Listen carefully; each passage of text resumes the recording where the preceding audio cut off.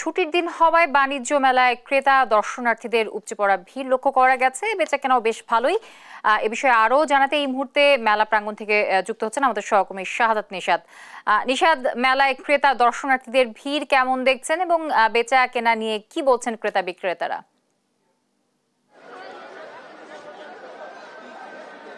জি, যেমনটি বলছিলেন, আসলে আমরা এই মুহূর্তে আছি রাজধানীর যে বাণিজ্য মেলা, আন্তর্জাতিক বাণিজ্য মেলা, সেই বাণিজ্য মেলার স্টলগুলোর সামনে, এবং আমরা ঘুরে ঘুরে আসলে দেখছি এবং বাণিজ্য মেলা আজকে পরিস্থিতি যদি একটু জানার চেষ্টা করি। আমরা অন্যান্য দিন অর্থাৎ 1 তারিখ থেকে কিন্তু বাণিজ্য মেলা শুরু হয়েছে এবং সেই তুলনায় কিন্তু আজকে শুক্রবার হওয়ায় বাণিজ্য মেলা অন্যান্য সময়ের তুলনায় ভিড় অনেকটাই বেড়েছে। এবং যে মেলা কর্তৃপক্ষের যে তথ্য, সেই তথ্য অনুযায়ী গত 9 দিনে মোট 3,25,000 যে দর্শনার্থী তারা এই যে স্টলগুলো ভিজিট করেছে এবং সেই সাথে 70% অনলাইনে টিকিট বিক্রি হচ্ছে। আপনারা জানেন যে এবারে কিন্তু একটা জিনিস সবচেয়ে বেশি যে অনলাইনে টিকিট কেনা বেচা চলছে।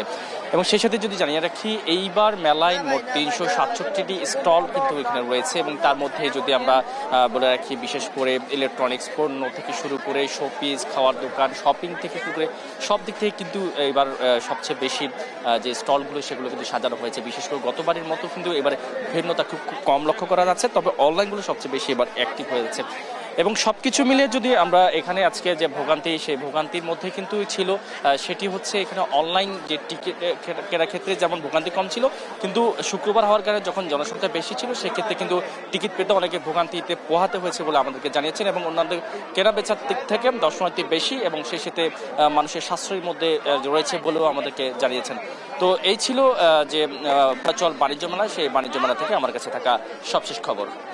আন্তর্জাতিক বাণিজ্য মেলা প্রাঙ্গণ থেকে যুক্ত ছিলেন আমাদের সহকর্মী শাহাদাত নিশাদ।